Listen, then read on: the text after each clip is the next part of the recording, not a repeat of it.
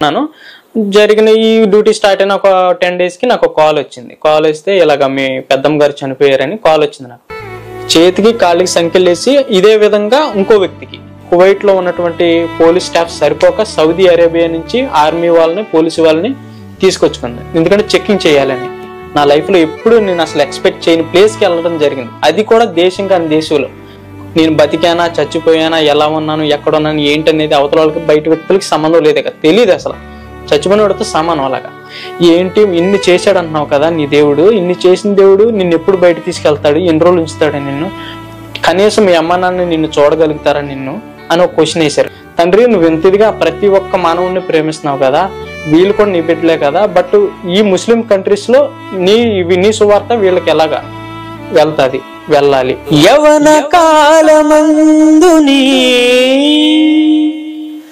కాడి మోయగా బలమైన విల్లుగా నన్ను మార్చవా.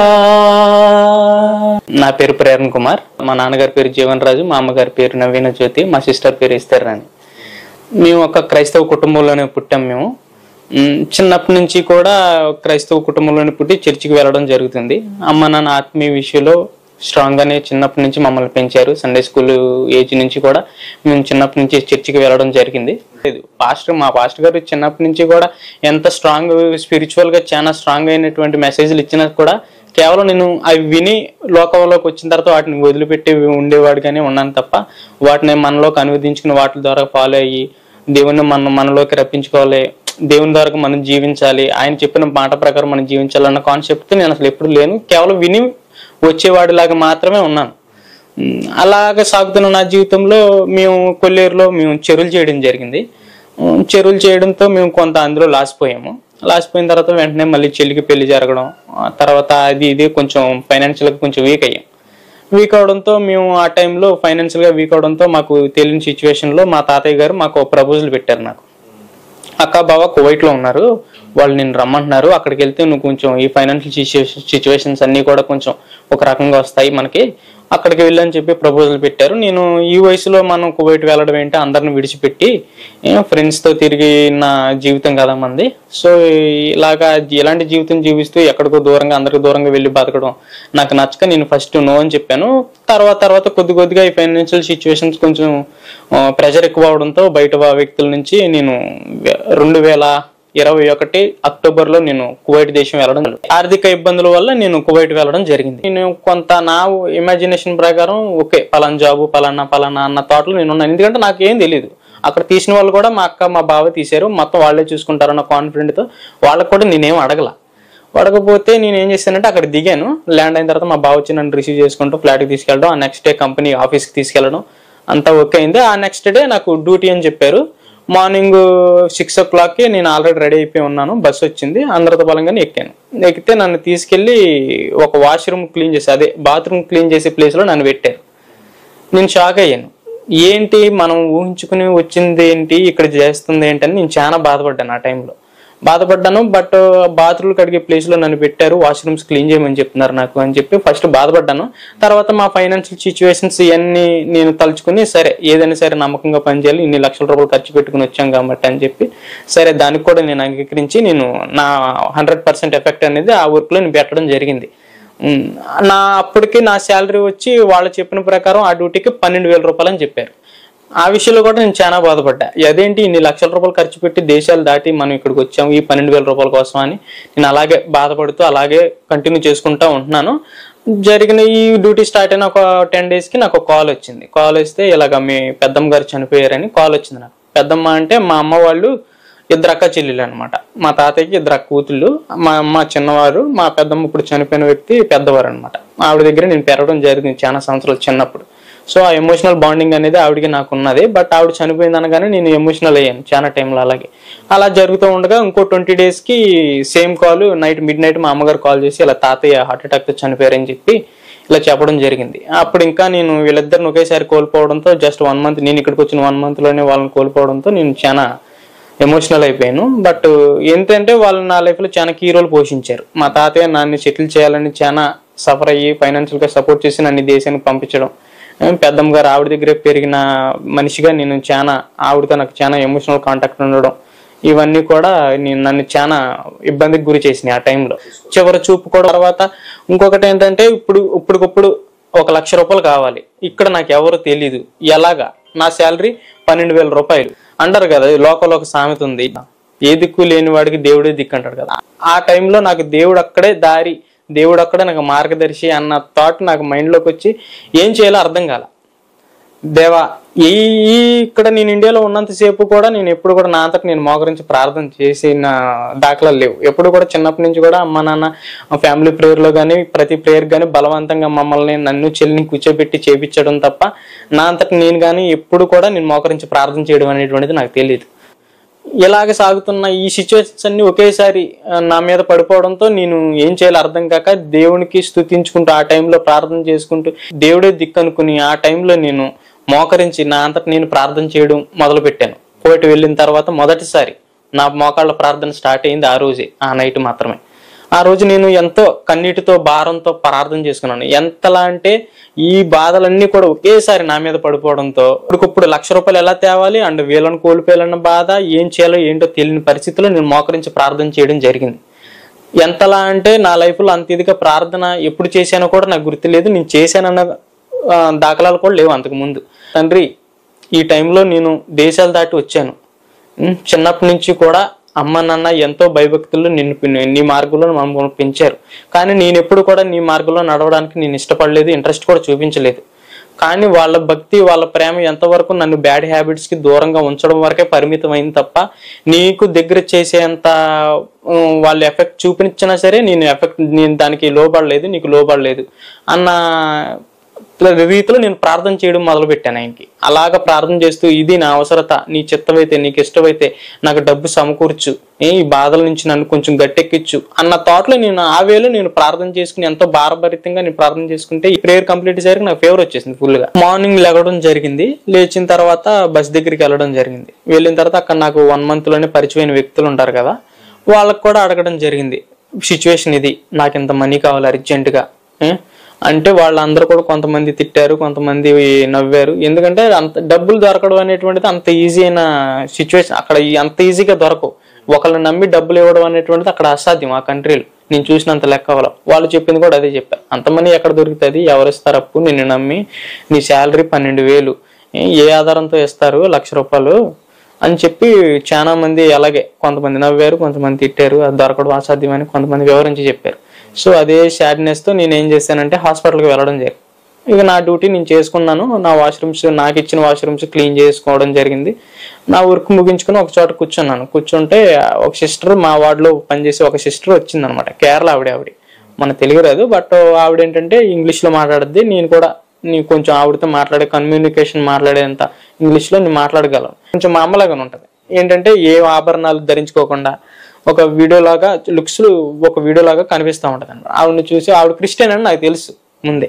సో ఆవిడంతటా ఆవిడే, నేను కూర్చోవడం చూసి ఆవిడంతటా ఆవిడే నా దగ్గరకు వచ్చింది. తమ్ముడు ఏంటి ఇలా సాడ్గా కూర్చున్నావు అని అడగడం జరిగితే నేను చెప్పాను, సిచ్యువేషన్ ఇదక్క మొత్తం వివరించి చెప్పాను. నాకు ఇంత మనీ అవసరం, సిచ్యువేషన్ ఎలా ఉంది, ఇలా జరిగిందని మొత్తం చెప్పడం జరిగింది. అంతా విన్న ఆ సిస్టర్ ఏమన్నదంటే, సరే తమ్ముడు ఒక పని చేయి, మన వార్డులో ఉన్న మిగతా సిస్టర్స్ అందరికీ అడిగి చూడు ఒకసారి అని అన్నది. సరే అని చెప్పి ఆవిడ మాటను బేస్ చేసుకుని నేను అందరికి అడగడం జరిగితే ఎవరు కూడా లేదని చెప్పారు. అంత ఈజీ అయితే కాదు, వాళ్ళకి శాలరీస్ ఎక్కువ, వాళ్ళు మంచి పొజిషన్లో ఉన్నారు. బట్ ఒకళ్ళని నమ్మి ఒక 1 నెల రోజుల పరిచయంలోనే డబ్బులు ఇచ్చేంత క్లోజ్గా అయితే ఎవరు మూవ్ అవ్వరు, అండ్ ఒకళ్ళని నమ్మి డబ్బులు కూడా ఇవ్వరు. అలాంటి సిచ్యువేషన్స్లో వాళ్ళందరూ కాదనడంతో ఇక అదే సాడ్నెస్ అండ్ ఫేవర్తో నేను అలాగా నా డ్యూటీ టైం ముగించుకుని నేను వెళ్ళిపోయే సమయానికి ఆ సిస్టర్ మళ్ళీ నా దగ్గరకు వచ్చింది. సిస్టర్ నా దగ్గరకు వచ్చి, తమ్ముడు నీకు మనీ అరేంజ్ అయ్యాయా అని అడగడం జరిగింది. లేదక్క అందరు ఇలా అన్నారు అని చెప్పాను. సరే అయితే 1 నిమిషం అలాగుండు అని చెప్పి వాళ్ళ హస్బెండ్ కాల్ చేసింది. వాళ్ళ హస్బెండ్ కూడా అక్కడే కువైట్లోనే ఒక జాబ్ చేసుకుంటున్నాడు. అయితే వాళ్ళ హస్బెండ్ కాల్ చేసి, నాకు ఇంత మనీ అవసరం, మా వార్డులో పనిచేసే తమ్ముడికి ఇలాగ అవసరం పడిందని చెప్పి మా అకౌంట్ నెంబర్ పెట్టడం జరిగింది. ఆ అకౌంట్ నెంబర్ అతనికి పెడితే అతను డైరెక్ట్గా ఇండియా ట్రాన్స్ఫర్ చేసేసాడు ఒకేసారి. నాకు షాక్ అనిపించింది. నేను ఆవిడికి పరిచయం అయ్యి ఒక 1 month కూడా కాదు, అసలు ఆవిడికి నాకు సంబంధం ఉండదు. నా బాత్రూమ్కి అడిగి పని ఏదో నేను చూసుకుంటాను, ఆవిడ వర్క్ ఏదో ఆవిడ చూసుకుంటుంది. ఎప్పుడు మాట్లాడిన వ్యక్తి ఆ రోజు మాత్రం నా దగ్గరకు వచ్చి అలా మాట్లాడడం అది ఒక ఎత్తు అయితే, ఇదంతా జరిగిన తర్వాత కూడా లాస్ట్ వెళ్లే ముందు ఆవిడంతటా ఆవిడ వచ్చి అడిగి ఆవిడే వాళ్ళ హస్బెండ్ కాల్ చేసి మా అకౌంట్ లో వేయడం అనేటువంటిది ఇంకో ఎత్తు. ఆవిడ నాలో ఏం చూసిందో, నన్ను నమ్మి ఎందుకు ఇచ్చిందో కూడా నాకు ఈ రోజుకి తెలియదు. అప్పుడే రిలీజ్ అయ్యాను నేను చేసిన ప్రార్థనకి ఇంత పవర్ ఉందా అని. ఎందుకంటే చాలా షాక్. చిన్నప్పటి నుంచి ప్రార్థన అంటే ఏంటో తెలియదు. ఏదో బలవంతంగా అమ్మ నాన్న చిన్నప్పుడు ఫ్యామిలీ ప్లేయర్లో కూర్చోబెడితే వాళ్ళతో పరంగా కూర్చుని ఏదో టైం అయ్యేంత వరకు ఉండి లేచిపోవడమే తప్ప ప్రేయర్కి ఇంత పవర్ ఉంటుందని నేను ఫస్ట్ టైం నా లైఫ్లో చూసిన సంఘటన అది. అప్పటి నుంచి కూడా నేను ఎప్పుడు ఆ రోజు ఇంటికి వచ్చిన తర్వాత మోకరించి ఎంత ప్రేయర్ చేశానో నాకు తెలుసు, కృతజ్ఞతాపూర్వకంగా.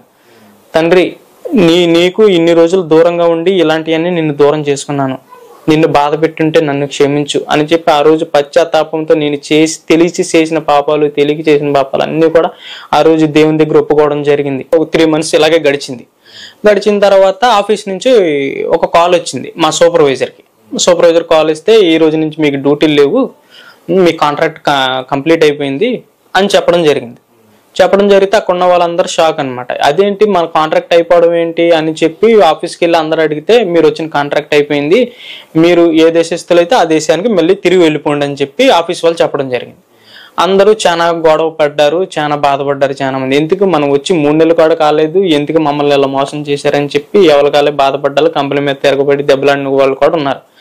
సో అలాగ కంటిన్యూ అవుతూ ఉండగా ఒక 4 months పాటు అందరూ రూముల్లోనే ఉండిపోవడం జరిగింది, ఖాళీగా, ఎటువంటి జాబు లేకుండా. ఒక కంపెనీకి ఒక కాంట్రాక్ట్ ద్వారా వచ్చావంటే అదే కాంట్రాక్ట్ ఉన్నంత వరకు ఆ కాంట్రాక్ట్లోనే పనిచేసి నువ్వు నీ దేశానికి నువ్వు వెళ్ళాలి, వేరే కాంట్రాక్ట్లో మారడానికి ఉండదు. అలాగే సాగుతూ ఉన్న కొద్దీ ఎవరి మనసులో వాళ్ళకి బాధలు, భయ్యాలు పెట్టేసుకుని కొంతమంది వాళ్ళ కంట్రీస్ వెళ్ళిపోవడం జరిగింది, కొంతమంది అలాగే ఉండిపోవడం జరిగింది. ఇలా ఖాళీగా ఉంటున్న సమయంలో పక్కనే మాకు తెలుగు చర్చ్ ఉంది. సో నేను దానికి వెళ్తూ వస్తూ ఉండివ్వండి ప్రతి వీక్ కూడా. ఒకనాడు 4 months అప్పటికి అయిపోయింది. మాక్సిమం 80% అందరూ వెళ్ళిపోయారు. మా కాంట్రాక్ట్ లో ఉన్న వాళ్ళు మాత్రం వెళ్ళిపోయారు. మీరు అక్కడి నుంచి వెళ్ళకపోవడానికి గల కారణం ఏంటి బ్రదర్? నేను వెళ్ళకపోవడానికి గల కారణం ఏంటంటే అప్పుల భారం మా మీద ఇంకా ఉంది. ఇక్కడికి వచ్చి కువైట్ వచ్చి 3 నెలలు అవుతుంది. నా శాలరీ 12,000 రూపాయలు మాత్రమే, అది కూడా ఇప్పుడు లేకుండా పోయింది. ఏం చేయాలి ఏంటో గందరగోళమైన పరిస్థితుల్లో నేను అలా ఉండిపోయి అలాగే ప్రేయర్ఫుల్గా ఉంటూ అలాగే చర్చికి వెళ్తూ వస్తూ అలా ఉండిపోయాను. ఇలా 4 months గడిచిపోయింది. ఈ భారం ఇంకా ఇండియా వెళ్తే ఇంకా ఈ భారం ఇంకా పెరిగిపోద్దని చెప్పి ఇక్కడే ఉండిపోదాం అన్న థాట్లో ఉండిపోయి అలా ప్రేయర్ చేసుకుంటూ ఉన్నాను. ప్రేయర్ చేసుకుంటూ ఉండగా ఒక వీక్ ఇలాగే నాలో కూడా వాళ్ళలాగానే కొంచెం భయం పట్టుకుంది. భయం పట్టుకుంటే ఏంటి, ఏం జరిగిద్ది, ఇలాగే లైవ్ ఉండిపోతామా, ఏం చేయలేమా, మనకు ఇంకో జాబ్ రాదా, కాంట్రాక్ట్ ఆఫీస్ వాళ్ళంటూ వెళ్ళిపోమని చెప్తున్నారు అని చెప్పి అలాగ భయం పట్టుకుంటా ఉండగా నేను మన సోషల్ మీడియాలో వాక్యాలు వింటూ ఉంటాం కదా, స్క్రోల్ చేసుకుంటా ఉంటా యూట్యూబ్లో కానీ అట్లా వాక్యాలు విని ఉన్నాయి. ఇక్కడ అంటే అలా స్క్రోల్ చేసుకుంటా ఉండగా ఒక వాక్యం నన్ను పట్టుకుంది. నువ్వు ఏదైనా కార్యం చెయ్యాలి, నీకు ఏదైనా గొప్ప కార్యం జరగాలి అంటే నువ్వు ఫస్ట్ ఆఫ్ ఆల్ ప్రేయర్ఫుల్గా నువ్వు కరెక్ట్గా ఉన్నావు లేదో అది చూసుకుని దేవునికి ఉపవాస ప్రార్థన చేయడం ద్వారా నువ్వు అనుకునే కార్యాన్ని పొందుకోగలవన్న వాక్యం అనేది దానికి సంబంధించి రిలేటెడ్గా ఒక వాక్యం అనేది ఒక రీల్ అనేది నేను చూడడం జరిగింది. ఆ సిచ్యువేషన్స్ లో నేనేం చేశానంటే ఆ వాక్యాన్ని వినడం జరిగింది. ఆ వాక్యాన్ని మనసులో నాకు హత్తుకుని సరే ఫాస్టింగ్ ఉండి ప్రేయర్ చేద్దాం అన్న థాట్లో నేను అనుకున్నాను మైండ్లో. మా ఫ్రెండ్కి 2 days హాలిడేస్, అతను రూమ్ నుంచి వెళ్ళిపోయాడు. నేను ఇక ఫాస్టింగ్ మొదలు పెడదామని చెప్పి నేనేం చేశానంటే నా ఫోన్ పక్కన పెట్టేశాను. నేను చివరిసారిగా నా టైం చూసుకున్నాను, ఎప్పుడు స్టార్ట్ చేస్తున్నామని ఫోన్లో టైం చూసుకుని నా ఫోన్ ఇక పక్కన పెట్టేసి రూమ్స్కి లాక్ వేసేసి కేవలం ప్రార్థన. నేను అనుకున్నది స్టార్టింగ్లో ఏంటంటే ఎంతసేపు వాటర్ తాకోకుండా ఫుడ్ తినుకోకుండా ఎంతసేపు అయితే మనం ఉండగలగాలో అంతసేపు మనం ఉండగలగాలి అని చెప్పి దృఢ సంకల్పంతో నేను ప్రార్థన స్టార్ట్ చేసి నా ఫాస్టింగ్ స్టార్ట్ చేశాను. ప్రార్థన చేసుకోవడం అండ్ వాక్యం చదువుకోవడం, ప్రార్థన చేసుకోవడం, వాక్యం చదువుకోవడం, ఇలాగే నేను నా శక్తి కొలది ఉండాలనుకుంటే నేను మధ్యలో ఒకసారి ఎన్ని గంటలైందో నేనైతే చూసుకోలేదు. అప్పుడు డోర్ అన్నిటి లాక్ చేశాను, చీకటిగానే ఉంది. కాకపోతే నేను లైట్లు వేసుకుంటే వెలుగు వస్తుంది, లేకుంటే చీకటి. బయట ప్రపంచంలో వెలుతురుందా చీకటి ఉందా టైం ఎంత అయింది అని కూడా నాకు తెలియదు. అంటే నాలో ఉన్న దుఃఖం బాధ అటువంటిది. ఆ దుఃఖంతోనే బాధతోనే ప్రేయర్ చేసుకుంటున్నా. ఎందుకంటే దేశాలు దాటి వచ్చి ఎలాంటి సిచ్యువేషన్స్ నా ఎదురుగా పెట్టుకుని నేను ఆ దుఃఖంతోనే ఆ వేదంతోనే ప్రార్థన చేసుకుంటూ వాక్యం చదువుతూ ఉంటూ అలాగ కొంత టైం గడిచింది, ఎంత టైం అయిందో తెలియదు నాకు. బట్ తర్వాత కొంత టైంకి దాహం వేసింది. దాహం వేయడంతో నేను దేవునికి ప్రార్థన చేశాను. నా లైఫ్లో మొదటిసారిగా నా అంతటా నేను ఉపవాసం ఉండి ప్రార్థన చేస్తున్నాను. తండ్రి, ఇది నాకు గుర్తుండాలి కాబట్టి నువ్వు నాకు హెల్ప్ చేయి, నువ్వు నాకు సహాయం చేయి, నాకు దాహం వేయకుండా ఆకలి వేయకుండా నాకు సహాయం చేయమని చెప్పి ప్రార్థన చేసుకుంటూ ఇంకొంత టైము నేను అలాగే దేవునితో స్పెండ్ చేయడం జరిగింది. నా మనసులో ఉన్న బాధ కానీ వేదన కానీ ఆ ప్రార్థనలో ఆయనకి చెప్పుకోవడం, వాక్యం చదువుకోవడం అలా ముందుకు కొనసాగింది. నేను ఉండగలిగినంతసేపు ఉండగలిగాను. నేను చివరిసారిగా ప్రేయర్ ముగించుకుని ఆ ఉపవాసాన్ని అక్కడితో బ్రేక్ చేయాలని చెప్పి ఫోన్ చూసుకుంటా ఉండగా అప్పటికి టైం వచ్చి నేను చూసిన టయానికి అండ్ అప్పటికి ఫాస్టింగ్ ఎండ్ చేసిన టయానికి వచ్చి 36 గంటల పాటు నేను ఫాస్టింగ్ ఉన్నానని నేను గ్రహించాను. నాకు ఇప్పటికి కూడా నా లైఫ్లో నేను అది ఒక ఎక్స్పీరియన్స్ చేసిన గొప్ప ఎక్స్పీరియన్స్ లేదని ఉందంటే ఇది ఒకటి. ఫాస్టింగ్ అన్ని గంటల పాటు నేను ఉంటానని అనుకోలేదు. ఫస్ట్ ఆఫ్ ఆల్ నేను ఫాస్టింగ్ ఉంటానని కూడా అనుకోలేదు. ఎప్పుడైతే నాకు దేవుడు ఆ రకమైన శక్తిని బలాన్ని ఆ ఫాస్టింగ్ లో నాకు ఇచ్చాడో ఆ ఫాస్టింగ్ రిజల్ట్ కూడా నేను 2 days తర్వాత చూడగలిగాను. ఎలా అంటే 2 days తర్వాత నేను చర్చికి వెళ్ళడం జరిగింది. చర్చికి వెళ్ళడం జరిగితే అక్కడ మా కంపెనీ బట్ వేరే కాంట్రాక్ట్ అతను మన తెలుగు వాడే, మనకు తెలిసిన వాడే. అతనికి మా సిచ్యువేషన్ మొత్తం తెలుసు ఏంటనేది. సో అతను వచ్చి అడగడం జరిగింది, ఏంటి అంటే సేమ్ సిచ్యువేషన్ అని చెప్పడం జరిగింది. జరిగిన తర్వాత అతను ఏమన్నాడంటే, సరే ఒకసారి మా సూపర్వైజర్తో మాట్లాడి చూస్తాను అని చెప్పడం జరిగింది. అది అసాధ్యమైన కారు, నేను దాన్ని పట్టించుకోవాలి. కంపెనీ ఒకటైనా సరే ఏ కాంట్రాక్ట్కి ఆ మనిషి అయితే ఆ కాంట్రాక్ట్ ఉన్నంత వరకు ఆ మనిషి ఆ వర్క్ చేసుకుని వెళ్ళిపోవాలి తప్ప వేరే కాంట్రాక్ట్లో మారడానికి అవకాశం లేదు అనే విషయం నాకు తెలుసు. అయినా సరే వాళ్ళు అడిగి చూస్తాను అని ఒక మాట అన్నాడు. సరేలే అని చెప్పి నేను మామూలుగా వచ్చేసాను. కానీ విశ్వాసం ఉంది, కార్యం జరిగిద్దన్న విశ్వాసంతో నేను ప్రేయర్ చేసుకున్నాను, అలా ముందు కొనసాగుతాను. బట్ ఏ రకంగా ఆ కార్యం జరిగిద్ది అనేటువంటిది నాకు తెలియదు. బట్ ఇతను వచ్చి ఇలాగ అడగడం, మా సూపర్వైజర్కి చెప్పి చూస్తాను ఓ మాట అనడం, నేను అది పట్టించుకోలేదు పెద్దగా. తర్వాత అదే రోజు ఈవినింగ్ నైట్ నాకు ఒకసారి కాల్ చేసి ఒకసారి మా ఫ్లాట్కి రా అంటే నేను ఫ్లాట్కి వెళ్ళడం జరిగింది. ఫ్లాట్కి వెళ్తే అతను ఏమన్నాడంటే ఒకసారి నన్ను చూశాడు, చెక్ చేశాడు. చెక్ చేసిన తర్వాత చెకింగ్ అంటే ఎలా అంటే నేను మాట్లాడే భాష కానీ అలాంటి భాష మాత్రం చెక్ చేశాడు అతను. ఓకే పర్లేదు అనుకున్నాడు. సరే రేపు ఒకసారి మా డ్యూటీకి వెళ్దామని చెప్పడం జరిగింది. నేను ఏంటి డ్యూటీ అంటున్నాడు అని నాకు కొంచెం కన్ఫ్యూషన్, నాకు అర్థం కాల. కాంట్రాక్ట్లు వేరే కాంట్రాక్ట్లకు మారడం కుదరదు కదా, ఇదని డ్యూటీకి వెళ్దాం అంటున్నాడు అని చెప్పి నాకు కొంచెం కన్ఫ్యూషన్ వచ్చింది. సరే అని చెప్పి ఆ నెక్స్ట్ డే నేను అతనితో పలంగా వెళ్ళడం జరిగింది. అతనికి వెళ్ళిన తర్వాత అక్కడ మేనేజర్ ఉన్నాడు అనమాట. మేనేజర్ ఉంటే అతనికి నన్ను చూపించడం జరిగింది. ఆయన కొంచెం కొన్ని క్వశ్చన్స్ వేశాడు, నేను దానికి ఆన్సర్ చేశాను. సరే అన్నాడు, డ్యూటీలో జాయిన్ అయిపోయి రేపు నుంచి అన్నాడు. నాకు షాక్, అసలు ఇది ఎలా సాధ్యమైందో నాకు అర్థం కాల. అదేంటి కంపెనీ ఒకటైనా సరే వేరే కాంట్రాక్ట్లకు మారడానికి కుదరదు కదా, ఎలా సాధ్యమైంది ఇది అని చెప్పి నేను ఆ సూపర్వైజర్కి అడగడం జరిగింది. అందులో ఆ కాంట్రాక్ట్లో కొంత వేకెన్సీ ఉంది. వేకెన్సీ ఉంటే అది ఫిల్ చేయాలంటే బయట దేశాల నుంచి రావాలంటే లేట్ అవుతుంది అని చెప్పి ఇక్కడ నన్ను హైడ్ చేసుకోవడానికి చూశాడు. అలా ఉన్న వ్యక్తులు, అలా ఖాళీగా ఉన్న వ్యక్తులు నన్ను ఒక్కడిని మాత్రం హైడ్ చేసుకున్నారు. నేను దేవునికి ఆ టైంలో ఎలా కృతజ్ఞతలు చెప్పానో నాకే తెలుసు. ఎందుకంటే అక్కడ నేను జాయిన్ అయింది క్రూడ్ ఆయిల్ ఇండస్ట్రియల్ ఏరియా అని ఒక పెద్ద సంస్థ. అది ఎలా అంటే ఇక్కడ మనకి ఇండియాలో గవర్నమెంట్ జాబ్ వస్తే ఎంత ఒక లెవెల్లో ఉంటుందో అక్కడ కువైట్ దేశంలో క్రూడ్ ఆయిల్ ఇండస్ట్రీలో వర్క్ చేస్తున్నాడంటే ఒక గవర్నమెంట్ జాబ్ చేస్తున్నాడు అన్నంత వాల్యూ అక్కడ అనమాట. అలాంటి ప్రదేశంలో నాకు జాబ్ వచ్చింది.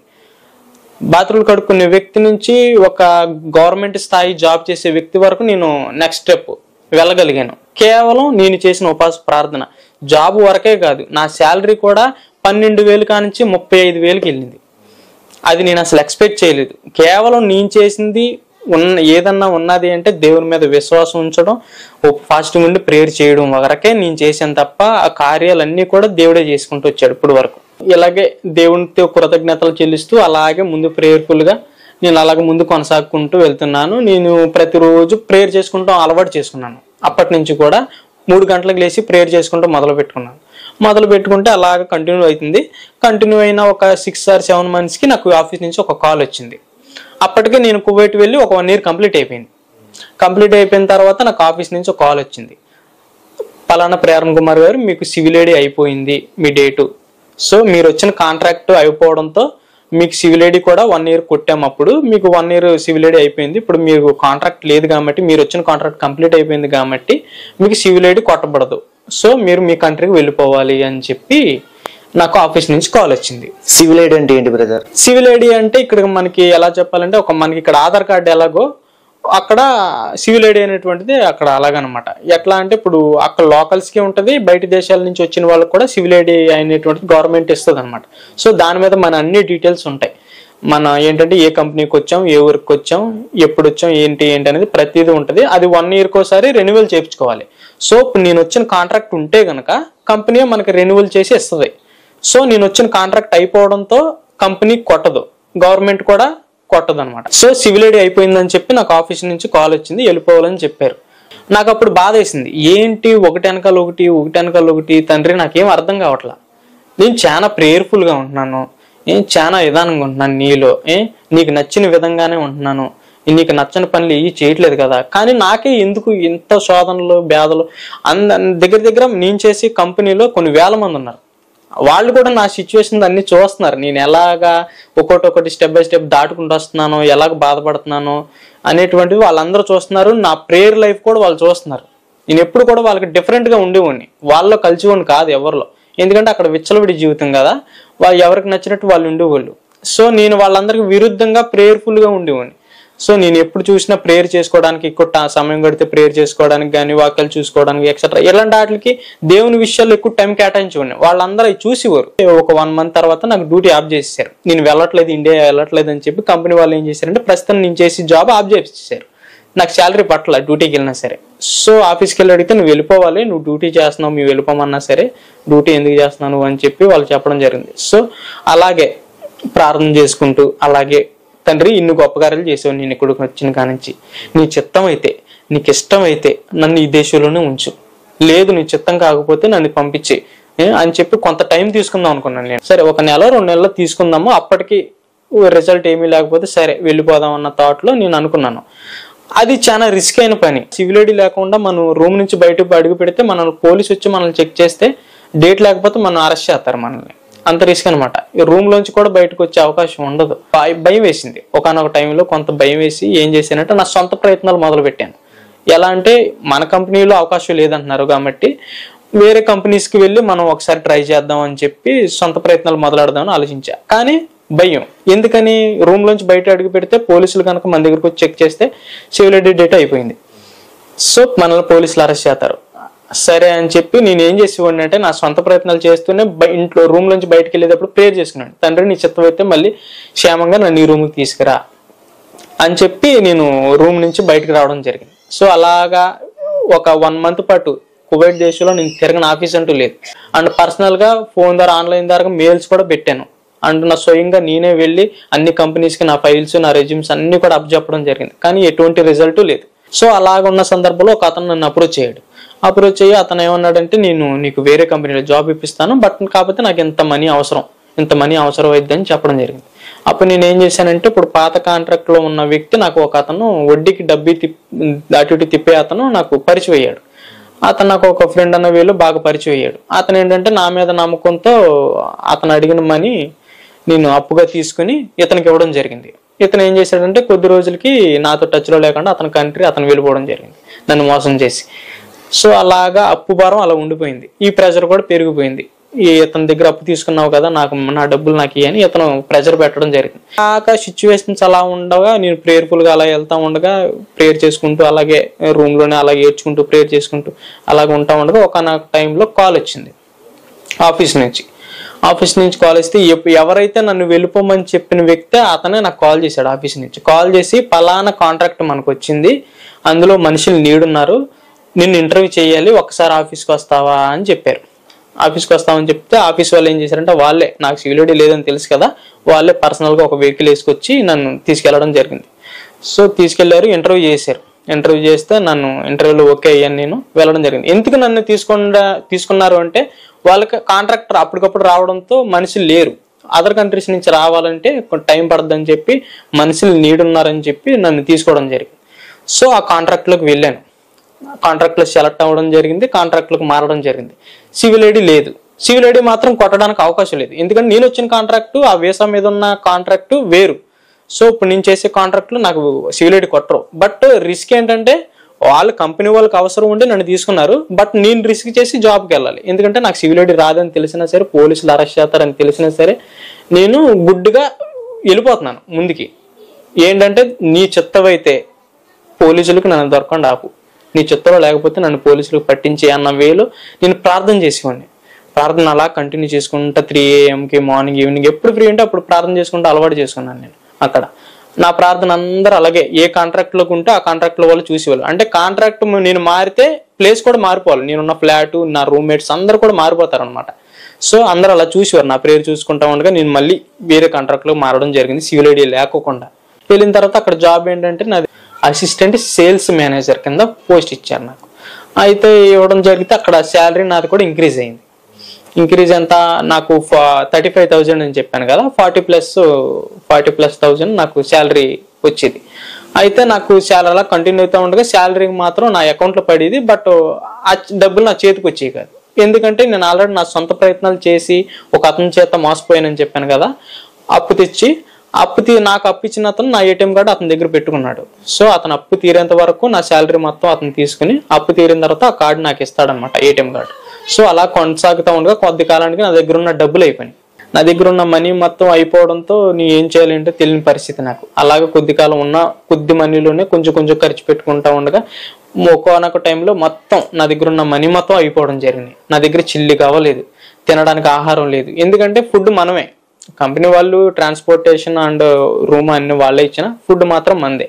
అలాంటి పరిస్థితుల్లో తినడానికి ఆహారం లేదు, వండుకోవడానికి ఏ వస్తువులు లేవు నా దగ్గర, వెజిటేబుల్స్ కానీ ఏవి లేవు, మొత్తం అయిపోయినాయి.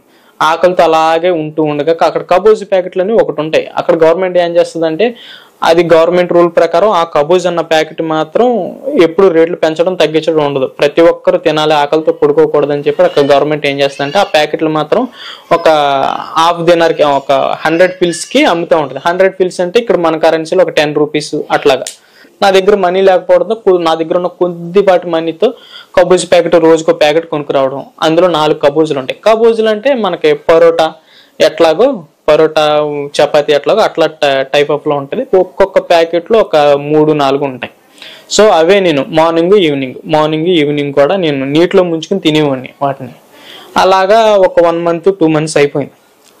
ఇలాగే గడుస్తూ ఉంది. 1 month 2 months అయిపోయిన తర్వాత నా దగ్గర డబ్బులు లేకపోవడంతో ఒకనొక టైంలో కబోజ్ ప్యాకెట్లు కొనుక్కోవడానికి కూడా డబ్బులు లేకుండా పోయింది. నీళ్ళు తాగి అలాగే వచ్చాను. అప్పటికే నేను చాలా వెయిట్ లాస్ అయిపోయింది. ఒకనొక టైంలో హెల్త్ పాడైపోయింది, డ్యూటీకి వెళ్ళడం మానేసాను. సో ఆఫీస్ నుంచి నేను చేసే జాబ్ నుంచి కాల్ వచ్చింది, అర్జెంట్గా రావాలి, ఈరోజు మనకి ఇన్స్పెక్షన్ ఉంది, బయట నుంచి వ్యక్తులు వస్తున్నారు, ఇన్స్పెక్షన్ చేస్తున్నారు, నువ్వు రావాల్సిందా అని చెప్తే నేను వెళ్ళడం జరిగింది. వెళ్ళిన తర్వాత అక్కడ ఎవరైతే బంగ్లాదేశీలు నన్ను అసహించుకుని కొంచెం వేరుగా చూస్తున్నారని చెప్పాను కదా, వాళ్ళందరూ నా సిచ్యువేషన్ చూశారు, నా హెల్త్ కండిషన్ చూశారు. నేను చాలా వెయిట్ లాస్ అయిపోవడం, హెల్త్ పాడైపోవడం అవన్నీ చూడడం జరిగింది. వాళ్ళందరూ నా మీద జాలి చూపించడం జరిగింది. ఎందుకు జాలి చూపించారంటే నేను చెప్పాను వాళ్ళకి, ఎందుకు ఇలా అయ్యాను ఏంటి అని చెప్పడం జరిగింది. వాళ్ళందరూ నా మీద జాలి చూపించి వాళ్ళందరూ ఏం చేశారంటే వాళ్ళ దగ్గర ఉన్న మనీ మొత్తం కలెక్ట్ చేసి నా చేతిలో పెట్టబోయారు. నాకు ఎక్కడ లేని దుఃఖం, బాధ వచ్చేసింది. నేను పరిగెత్తుకుంటూ వెళ్ళి అక్కడ బాత్రూమ్స్ ఉంటాయి, ఎక్కడ ప్రార్థన చేయడానికి అవకాశం లేక వాష్రూమ్స్ ఖాళీగా ఉంటే అక్కడ వాష్రూమ్స్లోకి వెళ్ళి నేను మోకరించి ప్రార్థన చేయడం మొదలుపెట్టా. తండ్రి, ఇప్పటి వరకు నిన్ను ఈ ఆకలితో ఉన్నా, ఈ వెయిట్ లాస్ అయినా సరే, ఈ సిచ్యువేషన్ నా హెల్త్ కండిషన్ ఎలా ఉన్నా సరే నేను ఏనాడు దూషించలేదు. ఎందుకంటే నువ్వు చేయగలవ సమర్థుడివి, నువ్వు ఇవ్వగల సమర్థుడివి, నీ చిత్తలో ఉంది కాబట్టి ఈ రోజు నాడు నేను ఇలా ఉన్నాను, ఈ రకంగా ఉన్నాను నేను అనుకుంటున్నాను. కానీ ఈ రోజు నాడు వాళ్ళందరూ డబ్బులు కలెక్ట్ చేసి నా చేతికిస్తే వాళ్ళు నా ప్రేయర్ చూశారు, నీ యందు ఉన్న విశ్వాసంలో ఏ రకంగా ఉంటున్నానో వాళ్ళు చూశారు, నేను ఏ రకంగా నీకు ప్రతిరోజు ప్రార్థన చేస్తున్నానో వాళ్ళు చూశారు. అలాంటిది ఈ రోజు నాడు వాళ్ళ దగ్గర నేను డబ్బులు తీసుకుంటే నీ నామానికి అవమానకరం. ఇప్పటి వరకు నువ్వు ప్రేయర్ చేసి ఎంత ఇదిగా దేవుడిలో ఉన్నావు కదా, నీ దేవుడు ఏం చేశాడు, మేము డబ్బులు ఇస్తే కానీ నువ్వు బతకలేదు అన్న ఐడియా, ఒక థాట్ వాళ్ళ మనసులోకి వస్తుందేమో.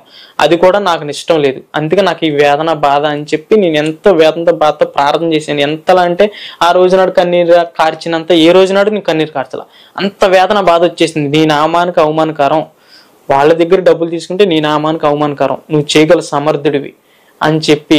అయినా సరే ఎందుకు ఈ సిచ్యువేషన్, నాకు ఈ రోజు నాడు నాకు ఈ సిచ్యువేషన్లో నన్ను నిలబెట్టావని చెప్పి ఎంతో వేదంతో, బాధతో ప్రార్థన చేసి అలాగే ఉండి తర్వాత తెల్లారుజామున ఇన్స్పెక్షన్ అయితే తెల్లారుజామున ఇన్స్పెక్షన్ అయిపోయినామంటే నా హెల్త్ బాగోక నేను వెళ్ళిపోవడం జరిగింది. వెళ్ళిపోయిన తర్వాత 2 days లీవ్ పెట్టాను. అప్పుడు కూడా సరైన ఆహారం లేదు, నీళ్లు తాగుతూ ఉన్నది తింటూ లేనిది అలాగా గడుచుకుంటూ వెళ్తా ఉండగా 2 days తర్వాత నాకు కాల్ వచ్చింది. కాల్ వస్తే నేను చేసి డ్యూటీ ప్లేస్ కానించే కాల్ వచ్చింది. మా MD గారు కాల్ చేశారు, ఒకసారి నువ్వు అర్జెంటుగా రావాలి అని చెప్పి నాకు కాల్ చేస్తే నేను ఏం చేశానంటే వెళ్ళాను. వెళ్తే నన్ను ఇంటర్వ్యూ చేశారంటే అసిస్టెంట్ మేనేజర్ పోస్ట్ ఖాళీగా ఉందని చెప్పి ఇంటర్వ్యూ చేశారు. అసిస్టెంట్ మేనేజర్ పోస్ట్ ఖాళీగా ఉండటం ఏంటంటే ఆల్రెడీ అతను ఉన్నాడు, ఒక అతనికి ఏంటంటే కొంత వాళ్ళ కంట్రీలో కొంచెం ఎమర్జెన్సీ వచ్చి అతను వెళ్ళిపోవడం జరిగిందంట. సో ఆ పోస్ట్కి ఫిల్ చేయాలి అర్జెంట్గా ఆ పోస్ట్ ఫిల్ చేయాలని చెప్పి మా కంపెనీ వాళ్ళతో మాట్లాడి, మా కంపెనీ నుంచి ఎంతమంది అయితే ఉన్నారో మా సూపర్వైజర్లకి మా మేనేజర్లకి చెప్తే వాళ్ళు ఏం చేశారంటే నా పేరు అండ్ మా కంపెనీ నుంచి ఇంకో 2 పేర్లు ప్రపోజల్ చేశారు. అండ్ అవతల బయట వ్యక్తులు కూడా ఒక 2-3 వచ్చారు. సో వాళ్ళందరిని మా అందరిని ఇంటర్వ్యూ చేశారనమాట. ఇంటర్వ్యూ చేస్తే వాళ్ళు ఏం చేశారంటే నేను ఇంటర్వ్యూ ఇచ్చేసాను, మళ్ళీ నేను వెళ్ళిపోవడం జరిగింది. వెళ్ళిపోయిన తర్వాత కాల్ వచ్చింది, నువ్వు సెలెక్ట్ అయ్యావు అని. నేను ఎప్పుడైతే ఇలా మోకరించి ప్రార్థన చేసిన వితిన్ 2 డేస్కి నాకు ఇలాగ ఇంటర్వ్యూకి కాల్ రావడం, నేను ఇంటర్వ్యూకి వెళ్ళడం, తర్వాత ఇంకో 2 డేస్కి నాకు నువ్వు ఓకే అయ్యావు, అసిస్టెంట్ మేనేజర్ కింద ఆ కాంట్రాక్ట్లో అసిస్టెంట్ మేనేజర్ కింద నువ్వు సెలెక్ట్ అయ్యావు అని చెప్పి కాల్ వచ్చింది. చెప్తే నేను షాక్ అయ్యాను ఫస్ట్ ఆఫ్ ఆల్. ఎందుకంటే నాకంటే ముందుగా ఇంటర్వ్యూ ఇచ్చిన వాళ్ళు వాళ్ళందరూ సీనియర్లు, అక్కడ ఉన్న ప్రొఫెషనల్స్ అందరికీ తెలిసిన వాళ్ళందరూ కూడా. అంతమందిని కాదనుకుని నాలో ఏం చూసి ఇచ్చారు, ఏం చేశారు నాకైతే ఏం తెలియదు. ఎందుకంటే అక్కడ ఉన్న కొద్ది రోజుల్లోనే నేను అంత గమనించి దాన్ని బేస్ చేసుకుని నేను ఇంటర్వ్యూ ఇవ్వడం జరిగింది. నేను ఆ సెలెక్ట్ అవుతానన్న ఉద్దేశం కూడా లేదు, ఏదో మా పిలిచారు కాబట్టి అని చెప్పి వెళ్ళి నా వంతుగా అక్కడ తెలిసిన కండిషన్ బట్టి నేను ఇంటర్వ్యూ ఇవ్వడం జరిగింది. ఓకే, బట్ ఎప్పుడైతే నేను ఓకే అని తెలిసిందో ఇక అంతమందిని కాదనుకుని, అంతమంది పెద్దవాళ్ళు నాకంటే సీనియర్లను కాదనుకుని నా దాకా తీసుకొచ్చామని చెప్పి ఎంతో కృతజ్ఞతాపూర్వకంగా దేవునికి స్తుతి అర్పణలు చెల్లించాను. కానీ ఒకటి మాత్రం ఉండిపోయింది, ఆకలే నా హెల్త్ కండిషన్ అన్న థాట్లో నేను ఉండిపోయాను. సరే అని చెప్పి డ్యూటీకి వెళ్ళాలి, అర్జెంట్గా వెళ్ళాలి చెప్పి అదే హెల్త్ కండిషన్తో కొంచెం బలం తీసుకుని అంతా నేను వెళ్ళడం జరిగింది. నేను ఒక 1 మంత్ గడిచింది. 1 మంత్ గడిచిన తర్వాత కంపెనీ వాళ్ళు నా శాలరీ నాకు క్రెడిట్ చేశారు. నా క్రెడిట్ కార్డులో ఎప్పుడు నార్మల్గానే క్రెడిట్ చేశారు, అతను కట్ చేసుకున్నాడు నాకు అప్పిచ్చిన అతను. సో నా చేతికి శాలరీ ఇక రాదు, నాకు తెలుసు ఎప్పుడు కండిషనే కదా మంది, ఆకలి దప్పుకెళ్తే అలా ఉండటమే కదా అనుకున్నాను. ఆ శాలరీ ఇచ్చిన తర్వాత అదే రోజు నన్ను ఈవినింగ్ పిలిచి నాకు శాలరీ నాకు చేతిలో పెడుతున్నారు, ఎక్స్ట్రా శాలరీ. మా కంపెనీ వేసిన శాలరీ కాకుండా నాకు ఎక్స్ట్రా మనీ నాకు చేతిలో పెడుతున్నారు. నాకు అసిస్టెంట్ మేనేజర్ అయిన తర్వాత నాకు యథావిధిగానే నా శాలరీ క్రెడిట్ అయిపోయింది. ఆ క్రెడిట్ డబ్బులు అప్పట్లో మినిమం చేసుకున్నాను, నీట్ గా అప్పట్లో మినిమం చేసుకున్నాను. మరలా నా లైఫ్ యథావిధిగా ఆ వాటర్ తాగి బతకాలనుకున్నాను. సాయంకాల సమయానికి నాకు ఎక్స్ట్రా మనీ నా చేతిలో పెట్టారు.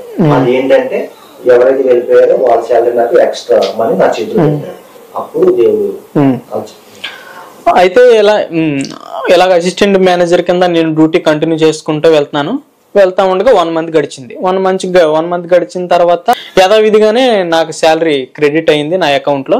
అతను కట్ చేసుకున్నాడు నాకు అప్పించిన అతను. ఇక నేను ఎప్పటిలాగానే సర్లే మనకి రొటీనే కదా, ఆ కబ్బుజ్ ప్యాకెట్లు నీటిలో ముంచుకుని తింటవే కదా అన్న తోటలో అలాగే ముందుకెళ్తాను. అదే రోజు ఈవినింగ్ మా మేనేజర్ నన్ను పిలిచి నా చేతిలో డబ్బు పెడుతున్నాడు. ఏంటి సార్ ఇదని అడిగితే అతనికి నువ్వు ఈ పోస్ట్ నుంచి అంతకు ముందు వెళ్ళిపోయాడు, అతని శాలరీ సగం అమౌంట్ నీ చేతిలో పెడుతున్నావు అని చెప్పాడు. నాకు షాక్ అనిపించింది. అదేంటి సార్ మరి క్రెడిట్ అవ్వాలి కదా, ఈ శాలరీ కూడా క్రెడిట్ చేసేవచ్చు కదా కంపెనీలో అంటే, లేదు ఇది మీ కంపెనీ వాళ్ళు నీకు వేస్తున్నారు, మా షోరూమ్ తరపు నుంచి ఎక్స్ట్రా అతను నువ్వు చేసే జాబ్కి ఎక్స్ట్రా మనీ మేము ఇస్తున్నాము, ప్రతి నెల కూడా ఇలాగే వస్తుంది నీకు అని చెప్పారు.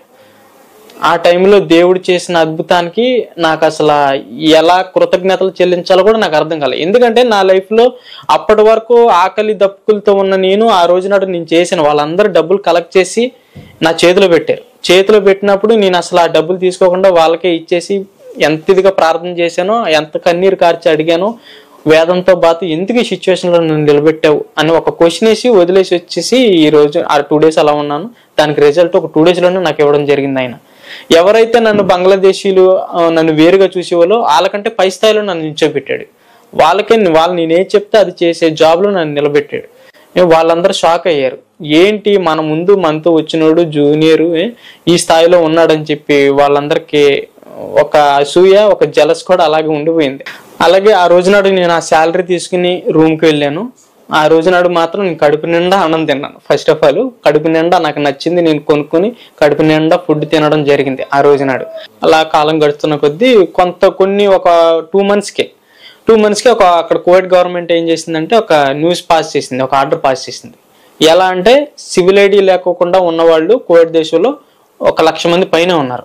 వాళ్ళందరిని కూడా వాళ్ళ కంట్రీకి వెళ్ళిపోమని చెప్పి ఒక కానూన్ అనేటువంటిది ఒక పాస్ చేసింది అనమాట. 2 months టైం ఇస్తున్నాం, ఈ 2 నెలల లోపల మీరు సివిల్ ఐడి లేని వాళ్ళు ఎవరైతే ఉన్నారో మీ కంట్రీస్కి వెళ్ళిపోండి అని చెప్పి ఒక ఆర్డర్ పాస్ చేసింది 2 months లోపల. తర్వాత చెకింగ్ పెడతాము, ఒకవేళ తర్వాత దొరికితే కనుక పరిణామాలు తీవ్రంగా ఉంటాయని ముందుగానే హెచ్చరించి కానూన్ అనేది పెట్టింది 2 months పాటు. సో ఈ 2 months పాటు చెకింగ్లు ఏవి ఉండవు, డైరెక్ట్గా మీరు వెళ్ళాలనుకుంటే మీ కంట్రీస్కి వెళ్ళిపోవాలి. సో ఆర్డర్ పాస్ చేసింది. నేను ఏం చేశానంటే 2 months కూడా అక్కడే ఉండిపోవడానికి నిర్ణయించుకున్నా.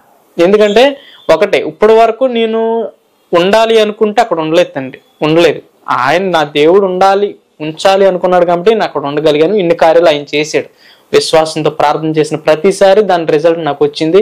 అంటే నా ప్రార్థన, నేనున్న కాంట్రాక్ట్లో ఉన్న వాళ్ళు, ఎన్ని కాంట్రాక్ట్లు అయితే మారుకుంటూ వచ్చానో ఆ ఏరియాలో ఉన్న వాళ్ళు, నా రూమ్మేట్స్, నా చుట్టూ జాబ్ చేసే నా కొలీగ్స్ అందరూ చూసేవారు నన్ను. ఆ ప్రార్థన చూసేవారు, ఆ కార్యాలు అన్ని చూసేవారు. నేను వాళ్ళన్నీ చెప్పేవాడిని వాళ్ళకి, ఇలా జరిగింది, నేను ఇలా వచ్చిన కానీ ఈ సిచ్యువేషన్స్ ఇలా ఫేస్ చేశాను, నా ప్రేయర్కి రిజల్ట్ ఇదని ప్రతిదీ డీటెయిల్గా వాళ్ళతో చెప్పేవాడిని. 2 months కంప్లీట్ అయిపోయింది. 2 months కంప్లీట్ అయిపోయిన తర్వాత చెకింగ్ పెట్టడం మొదలు పెట్టారు. ఆ కువైట్ గవర్నమెంట్ ఎంత సీరియస్గా తీసుకుందంటే, కువైట్లో ఉన్నటువంటి పోలీస్ స్టాఫ్ సరిపోక సౌదీ అరేబియా నుంచి ఆర్మీ వాళ్ళని, పోలీసు వాళ్ళని తీసుకొచ్చుకుంది. ఎందుకంటే చెకింగ్ చేయాలని, ప్రతి ఒక్క రూము, ప్రతి ఒక్క మనిషిని చెక్ చేయాలని చెప్పి అంత సీరియస్గా తీసుకుంది. సో చెక్ పోస్టులు పెట్టేసింది. అక్కడెక్కడ వెహికల్స్కి చెక్ పోస్టులు అన్ని పెట్టడం జరిగింది. ప్రతి వెహికల్ చెక్ చేయడం మొదలు పెట్టారు. బస్సులో యథావిధిగానే డైలీ ఎలా వెళ్తామో నేను కూడా అలాగే వెళ్ళడం జరిగింది.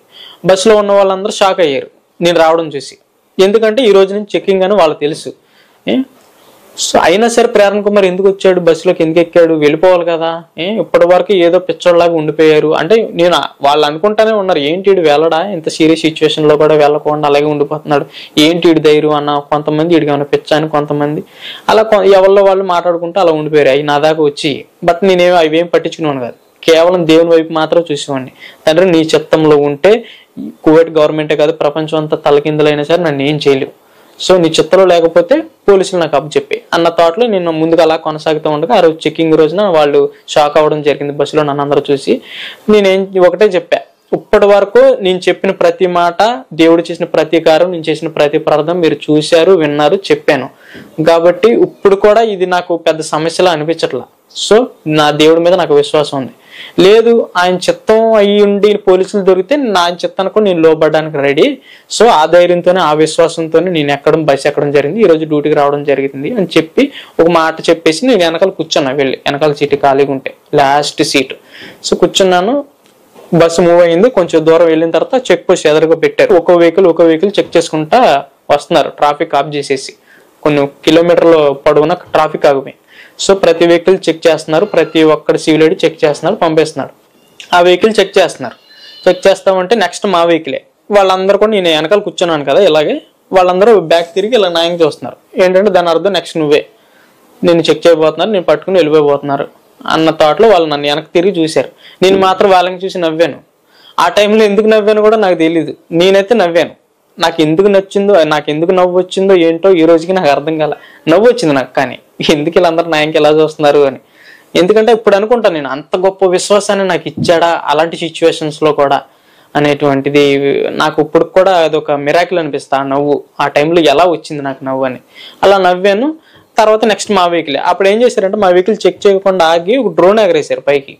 డ్రోన్ ఎగరేసి మొత్తం ట్రాఫిక్ ఎంత బార్ అయితే ఉందో, ఎన్ని కిలోమీటర్లు అంత చూసుకుంటూ వెళ్ళింది. ఆ డ్రోన్లో కెమెరాలు చూసుకుంటున్నారు వాళ్ళు.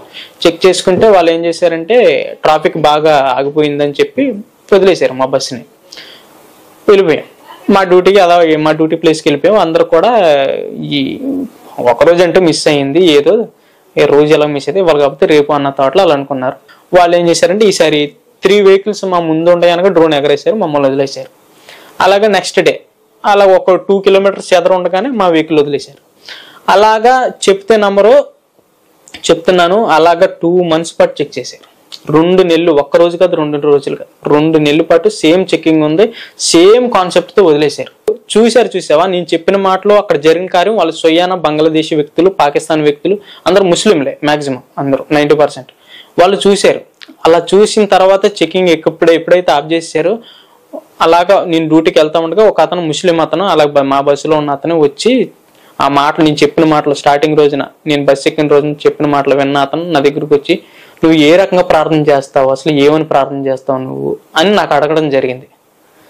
అతను నాకు కొంచెం ఆశ్చర్యం వేసి ఆ టైంలో నేను మొత్తం నా లైఫ్లో జరిగిన ప్రతిదీ కువైట్ దేశంలో అడుగుపెట్టిన కానీ ప్రతి విషయం అతనికి డీటెయిల్గా ఎక్స్ప్లెయిన్ చేశాను. ఆ ముస్లిం అతనితో బంగ్లాదేశ్ అతనికి డీటెయిల్గా ఎక్స్ప్లెయిన్ చేయడం జరిగింది. అతని మనసులో ఒక విత్తనం నాటాను నేను. ఆ టైంలో నాకు అర్థమైంది ఒక విత్తనం నాటానని. అప్పుడు ఏంటంటే వాళ్ళు డైలీ నేను ప్రేయర్ చేసుకుంటూ చూస్తారు. డ్యూటీ టైమ్స్లో నేను 3 o'clockకి వెళ్ళి వాష్రూమ్లో ప్రేయర్ చేసుకుంటూ చూస్తారు వాళ్ళు. ఎందుకంటే అక్కడ ప్రేయర్ చేసుకోవడానికి ఎక్కడ అవకాశం ఉండలేక నేను వాష్రూమ్లో ప్రేయర్ చేసుకున్నాను డైలీ. అది చూసి వాళ్ళు నేను ఎలా మాట్లాడుతున్నానో వాళ్ళందరికీ అక్కడ ఉన్న వాళ్ళందరికీ విరుద్ధంగా, అంటే దేవునికి మాత్రం భయభక్తులు కలిగిన వ్యక్తుల్ని వాళ్ళు కొంచెం విరుద్ధంగా చూసేవారు. ఇలా కొనసాగుతున్న సమయంలో కంపెనీ నుంచి ఒక రోజు కాల్ వచ్చింది. మెయిన్ హెడ్ ఆఫీస్ నుంచి కాల్ వస్తే ఒకసారి ఒక ఆఫీస్కి రమ్మంటే నెక్స్ట్ డేనే ఆఫీస్కి వెళ్ళడం జరిగింది. నేను ఆఫీస్కి వెళ్ళడం జరిగితే వాళ్ళు చెప్పింది ఏంటంటే కానూన్ పెట్టారు కదా మొన్నటి వరకు మనుషులు మాత్రమే చెక్ చేశారు, మనుషులు చెక్కింగ్ అయిపోయింది, బట్ కాకపోతే ఇంకా సివిల్ ఐడి లేని వాళ్ళు ఇంకా ఉన్నారు అని గవర్నమెంట్కి తెలుసు. సో వాళ్ళు ఏమన్నా కంపెనీస్లో ఉన్నారా అని చెప్పి కంపెనీస్కి చెక్కింగ్కి రాబోతున్నారు. గవర్నమెంట్ నుంచి ప్రతిదీ చెక్ చేస్తారు, ప్రతి ఫైలు ప్రతి మనిషిని చెక్ చేయడం జరుగుతుంది కంపెనీలో ఉన్న వాళ్ళని. సో నువ్వు ఖచ్చితంగా ఇప్పుడైతే దొరుకుతావు కాబట్టి నువ్వైతే ఖచ్చితంగా వెళ్ళిపోవాలి, లేకుంటే కంపెనీకి చాలా రిస్క్ అని చెప్పి కంపెనీ వాళ్ళే అప్పటి వరకు సివిల్ ఐడి లేకపోయినా కంపెనీ రిస్క్ ఉన్నా సరే వాళ్ళు రిస్క్ తీసుకుని నన్ను ఆ జాబ్లో ఉంచడం జరిగింది. కానీ ఇప్పుడు వాళ్ళు స్వయంగా పిలిచి సిచ్యువేషన్ మొత్తం నాకు అర్థమయ్యేలాగా చెప్పి వాళ్ళే వెళ్ళిపోమని చెప్పారు. నాకు అర్థమైంది ఖచ్చితంగా ఓకే ఇప్పుడైతే ఖచ్చితంగా వెళ్ళిపోవాలి. కానీ నాకు ఎందుకో ఒక డౌట్, వెళ్ళాలా ఇప్పుడైనా సరే, దాటుకుంటే ఎన్నో సముద్రాలు అంటే గొప్ప గొప్ప శ్రమల్లో దాటించుకుంటూ వచ్చాడు, ఇది కూడా దాటించగల సమర్థుడేనా దేవుడు. తండ్రి నీ చిత్తం, ఉంచాలనుకుంటే ఉంచు, ఇప్పుడైనా సరే పంపించేయాలనుకుంటే అబ్జెప్పి నీ చిత్తానికి నేను లోబడి ఉన్నాను, నేను ముందుకు అలా కొనసాగుతూ ఉన్నాను అని చెప్పి నేను ఏం చేశానంటే సరే అని చెప్పి కంపెనీ వాళ్ళకి చెప్పేసి నేను రూమ్కి వచ్చేసి అలాగే 2 days తర్వాత ఒక రోజు నాడు దర్శనం వచ్చింది. నాకు అది దర్శనం అనాలో కళ అనాలో బట్ నాకైతే తెలీదు. నాకు ఎప్పుడు అలాంటివి తక్కువ రావు అసలు అలాంటివి. పడుకుంటే నాకు దర్శనం వచ్చింది. నన్ను పోలీసులు వచ్చి అరెస్ట్ చేసినట్టు డ్రీమ్ వచ్చింది.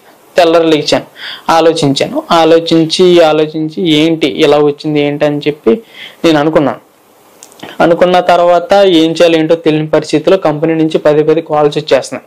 ఇలాగ వెళ్ళాలి వెళ్ళిపోవాలి, నువ్వు కంపెనీకి రిస్క్, ఏ రోజు నడుస్తారో తెలియదు కంపెనీకి పోలీసులు అని చెప్పి వాళ్ళు టెన్షన్ పడతా ఉంటే సరే అని చెప్పి నేను ఒక డ్రీమ్ కూడా ఇలా వచ్చిందని చెప్పి నేను ఏం చేశానంటే అది నా సొంత ప్రయత్నం దేవుని చేతో తెలియకోకుండా నేను ఆఫీస్కి వెళ్ళి నా రెసిగ్నేషన్ లెటర్ వాళ్ళకి ఇచ్చేసిన తర్వాత ఏం చేయాలి నెక్స్ట్ ప్రాసెస్. సివిల్ ఐడి లేదు, సివిల్ ఐడి లేకుండా ఎయిర్పోర్ట్కి వెళ్తే ఎయిర్పోర్ట్లో అరెస్ట్ చేసేస్తారు, నన్ను అక్కడైనా అరెస్ట్ చేస్తారు. So civil ID main, civil ID లేదు కాబట్టి కంపెనీ వాళ్ళు ఏం చేశారంటే వాళ్ళు డాక్యుమెంట్లు మొత్తం పూర్తి చేసి కంపెనీ నుంచి ఒక 4 నన్ను కారులో తీసుకుని పోలీస్ స్టేషన్కి వాళ్ళే స్వయాన్ని తీసుకెళ్ళి నా లగేజ్తో సైతం నన్ను అప్పచెప్పి వాళ్ళు ఏం చెప్పారంటే కంపెనీ నుంచి ఇతని ఫాల్ట్ ఏం లేదు, మా కంపెనీలో స్టార్టింగ్లో 3 months కాంట్రాక్ట్ ఉంది అని తెలిసినా సరే మేము కావాలని ఇతనికి వీసా ఇచ్చి తీసుకొచ్చి 3 months తర్వాత కాంట్రాక్ట్ కంప్లీట్ అయిపోయింది వెళ్ళిపోమని చెప్పాము. మా అవసరం కోల్ది మా నీడ్ కోల్ది మేము ఇతన్ని ఇప్పటి వరకు సివిల్ ఐడి లేకపోయినా సరే ఉంచాము, ఇప్పుడు ఇతను వెళ్ళిపోవాలనుకుంటున్నాడు మేము పంపించేస్తున్నామని చెప్పి వాళ్ళే మా పోలీసులతో మాట్లాడి నన్ను అప్పచెప్పేసి వెళ్ళిపోతే నెక్స్ట్ ఏం జరిగిద్ది అనేది నాకు తెలియదు. పోలీసులు నన్ను ఎలా ట్రీట్ చేస్తారు ఏంటి అనేది తెలియదు. ఒక భయం అయితే నాలో ఉంది, ఎందుకంటే ఇండియాలో పోలీస్ స్టేషన్ ఏంటో కూడా తెలియదు, నాకు వెళ్ళలేదు. అలాంటిది దేశంలో పోలీస్ స్టేషన్కి వెళ్ళడం అంటే నాకు ఎందుకో కొంచెం భయం వేసింది స్టార్టింగ్లో. కానీ ఒక ధైర్యం, నువ్వే చూసుకుంటావు తండ్రి, ఏం చేసినా ఇప్పటి వరకు నన్ను నడిపించావు, ఎక్కడ నడిపించాలనుకుంటే అక్కడ నడిపించావు, ఎన్నో ప్లేసులు తిప్పావు, ఎన్నో కాంట్రాక్టులు మార్పించావు, అసాధ్యమైన కార్యాలు జరిగించావు, ఇది నీ చిత్తంలో ఉన్నదేమో చూద్దాం అని ఒక విశ్వాసంతో నువ్వే చూసుకో అని చెప్పి ఆయనకు అప్పచెప్పేసి ధైర్యం తెచ్చుకుని వాళ్ళు ఎటు నడిపితే అటు నడుద్దాం అన్న తోటలో అలా ఉండిపోయాను. అప్పచెప్పేసి కంపెనీ వాళ్ళు వెళ్ళిపోయారు. నన్ను పోలీసులు ఏం చేశారంటే ఒక పోలీస్ స్టేషన్లో పెట్టడం జరిగింది నన్ను ఒక 2 days ఉన్న తర్వాత మళ్ళీ నన్ను ఏం చేశారంటే పిలిచారు, నా పేరు పిలిస్తే నేను వెళ్ళానమాట. వెళితే అక్కడ ఏం చేశారంటే నాకు సంఖ్యలు వేశారు చేతికి అండ్ కాళ్ళకి, సంఖ్యలు వేసి ఇదే విధంగా ఇంకో వ్యక్తికి అతని చేతికి అతని కాళ్ళకి సంఖ్యలు వేశారు. ఇద్దరికి సంఖ్యలు ఎలా అంటే 2 చేతులకి 2 కాళ్ళకి సంఖ్యలు వేశారు. ఇంకో అతనికి కూడా సేమ్ అలాగేసి మా ఇద్దరికి జాయింట్ సంఖ్యలు వేశారు అనమాట. నాకు జాయింట్ సంఖ్యలు వేసిన అతను మర్డర్ అటెంప్టెడ్, అతను మర్డర్ చేసి వచ్చాడంట. అంటే రీజన్ ఏంటంటే తెలియదు, అతనికి చూస్తే నాకు భయం వేసింది, అతనితో కూడా మాట్లాడలేదు నేను. అతనికి నాకు కలిపి సంఖ్యలు వేశారు. అలాగా చాలా మందికి మా వెనకాల ఉన్న వ్యక్తులకు కూడా అలాగే వేసి మమ్మల్ని బస్సు ఎక్కించి వేరే చోటకి షిఫ్ట్ చేయాలని చూస్తున్నారు. బట్ ఎక్కడికి ఏంటనేది అసలు ఏం తెలియదు, మాకు అడగడానికి మాట్లాడడానికి కూడా అవకాశం లేదు అక్కడ. బట్ ఎక్కేసాము. ఎక్కిన తర్వాత సంఖ్యలతో అలా నడుచుకుంటా వెళ్ళాము. నడిచి వెళ్ళిన తర్వాత మనకి ఇక్కడ సెంట్రల్ జైలు ఎలాగో అక్కడ కూడా అలాగే జైలు అనమాట. అక్కడ తీసుకెళ్లారు మమ్మల్ని, మా డీటెయిల్స్ ఎక్సెట్రా ఎక్సెట్రా, ఏ రీజన్తో అనేది వంటిది అలా అందరు కలెక్ట్ చేసుకుని అక్కడ కంప్యూటర్లో ఫీడ్ చేసి మమ్మల్ని అందరం ఒక ప్లేస్కి తీసుకెళ్తే అక్కడ ఏంటంటే ఒక 2-3 ఎకరాలకు సరిపడా ఒక గోడౌన్ లాగా ఉన్నాయి అనమాట, రూమ్స్. అలాగా ఒక 10-15 ఉన్నాయి. సో ఆ రూమ్స్లో ఒక దాంట్లో మమ్మల్ని పెట్టడం జరిగింది. నన్ను మాత్రం సంఖ్యలు విప్పేశారు. అప్పటికి సంఖ్యలు విప్పేసి అతను వేరే రూమ్కి తీసుకెళ్లారు, నన్ను వేరే రూమ్కి తీసుకెళ్లారు. చూడడానికి రూమ్లో ఉంది. లోపలికి వెళ్ళి చూసిన తర్వాత అది ఒక 3 ఎకరాలు సరిపడా ప్లేస్, రేకుల షెడ్లా ఉంది మొత్తం. దాని అందులో బెడ్ మీద బెడ్ అనమాట. అలాగా దగ్గర ఒక రూమ్లో, నేనున్న రూమ్లో మాత్రం దగ్గర 300-400 మంది ఉంటారు జనం ఒకే రూమ్లో. చూస్తే ఆ కండిషన్ చాలా దారుణంగా ఉంది. భయం వేసింది నాకు స్టార్టింగ్. ఆ కండిషన్ చూసినప్పుడు చూడగానే నాకు భయం వేసింది. ఏంటి ఎలా ఉంది, అసలు ఇందులోకి మనం రావడం ఏంటి? నా లైఫ్లో ఎప్పుడు నేను అసలు ఎక్స్పెక్ట్ చేయని ప్లేస్కి వెళ్ళడం జరిగింది. అది కూడా దేశం కాని దేశంలో వెళ్ళడం జరిగింది. నాకు ఏం అర్థం కావట్లా. నేను ఎప్పుడు బయటికి వెళ్తాను, నేను ఎప్పుడు ఇండియా వెళ్తాను, అసలు నన్ను ఏం చేస్తారు ఏంటి అనేది నాకు ఏం తెలియదు. అలాంటి సందర్భంలో నన్ను ఆ రూమ్లో తీసుకెళ్ళి అప్పచెప్పిన తర్వాత అందులో కొంతమంది మన తెలుగులో ఉన్నారు. అక్కడ ఒక్కొక్క రకమైన తప్పు చేసి అక్కడికి వచ్చిన వాళ్ళు ఉన్నారు. కొంతమంది తప్పు చేసి వచ్చిన వాళ్ళు ఉన్నారు, కొంతమంది సివిల్ ఐడి లేకుండా వచ్చిన వాళ్ళు ఉన్నారు. సో దగ్గర 300-400 మంది ఉన్నారు. వాళ్ళందరూ కూడా ఒకేసారి నేను డోర్ ఓపెన్ చేయడంతో నన్ను అలాగ అందరు షాక్ అయ్యి అలా చూస్తున్నారు. ఒకటే, నేను అందరికంటే అక్కడ నేను చిన్న వయసు, నాది చాలా చిన్న వయసు. అక్కడ ఉన్న వాళ్ళందరి మీదకి చాలా చిన్న వయసు నాది.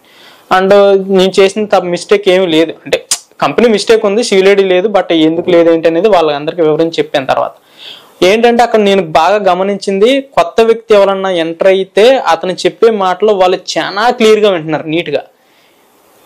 తర్వాత కొద్ది సమయం గడిచింది. ఒక 2 hours 3 hours వాళ్ళతో స్పెండ్ చేసిన తర్వాత నాకు అర్థమైంది ఏంటంటే ఒక్కొక్కరు 5 నెలలు 6 నెలలు 7 నెలల పాటు అక్కడే అదే రూమ్లో ఉంటున్నారంట. బయట కమ్యూనికేషన్ లేదు. ఎట్లా అంటే దేశంలో ఉన్న, ఇప్పుడు నేను ఇండియా అయితే నేను ఇండియాలో మా వాళ్ళతో కాంటాక్ట్ అవ్వడానికి లేదు, ఫోన్స్ అన్నీ లాగేసుకుంటారు. నేను బతికానా చచ్చిపోయానా, ఎలా ఉన్నాను, ఎక్కడ ఉన్నాను ఏంటి అనేది అవతల వాళ్ళకి బయట వ్యక్తులకి సంబంధం లేదు, తెలియదు అసలు. చచ్చిపోయినతో సమానం. అలాంటి సిచ్యువేషన్తో వాళ్ళు ఏడుస్తూ ఉంటే, బాధపడతా ఉంటే నేను చూడలేకపోయాను. నాకు భయం వేసింది ఒకనొక టైంలో. ఎట్లా అంటే నా పరిస్థితి ఏంటి ఇంతకీ, అవన్నీ నేను తలుచుకుంటే నాకు కొంత భయం వేసింది. బట్ అదే సేమ్ టైం విశ్వాసంతో ఉన్నాను నేను. అయితే ఒక 3 hours 4 hours గడిచిన తర్వాత వాళ్ళందరూ ఏంటంటే కొత్త వ్యక్తి వస్తే ఆ వ్యక్తి ఏదన్నా చెప్తాడేమో కొత్త విషయాలు అని చాలా ఎగ్జైటెడ్గా వింటున్నారు వాళ్ళందరూ. ఎందుకంటే అక్కడే ఉంటున్నారు కదా, బయట ప్రపంచంతో సంబంధం లేదు వాళ్ళకి. సో కొత్త వ్యక్తి వస్తే ఆ అతను ఏం జరిగింది ఏంటి, ఎలా ఉన్నారు, బయట ప్రపంచం ఎలా ఉందని ఆ విషయాలన్నీ చెప్తే వినడానికి చాలా ఎగ్జైటెడ్గా ఉన్నారు వాళ్ళు.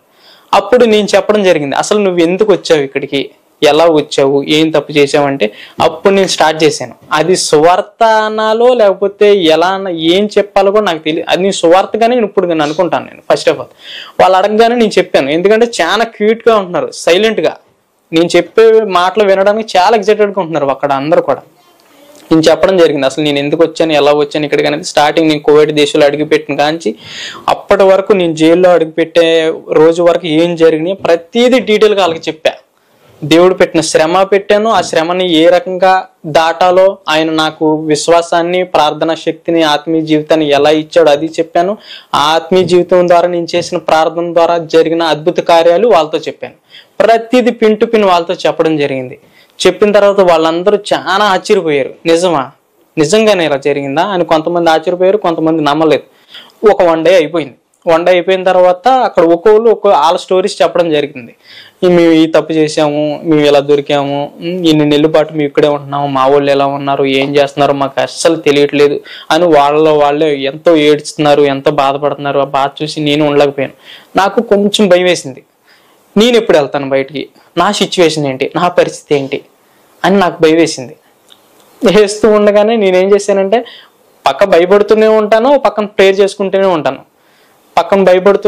ప్రేయర్ చేసుకుంటాను. నాలో భయం ఎప్పుడైతే స్టార్ట్ అయిందో అప్పుడు ప్రేయర్ చేసుకుంటూ మొదలు పెట్టేవాడిని. నాకు ఏదన్నా చిన్ని డౌట్ వచ్చినా సరే ప్రేయర్ చేసుకుంటూ మొదలు పెట్టేసేవాడిని. అన్ని 100 మంది ముందు కూడా అస్సలు భయపడేవాడిని, సందేహపడేవాడిని కాదు. ప్రార్థనా జీవితం అంతదిగా నాలో బిల్డ్ అయింది ఆ టైంలో. ప్రార్థన అనేటువంటి చాలా కీ రోల్ పోషించింది ఆ టైంలో నాకు కువైట్ దేశంలో, కువైట్ జర్నీలో.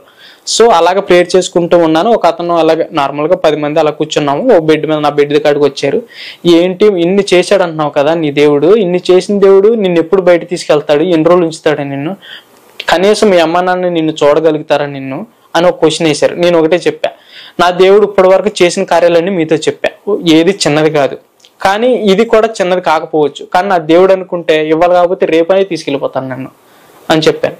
ఇవ్వాలి కాకపోతే రేపే నన్ను తీసుకెళ్తాడు అని చెప్పాను. ఎలా తీసుకెళ్తాడు నిన్ను, నీ దగ్గర ఏమైనా పాస్పోర్ట్ ఉందా అని అడిగారు.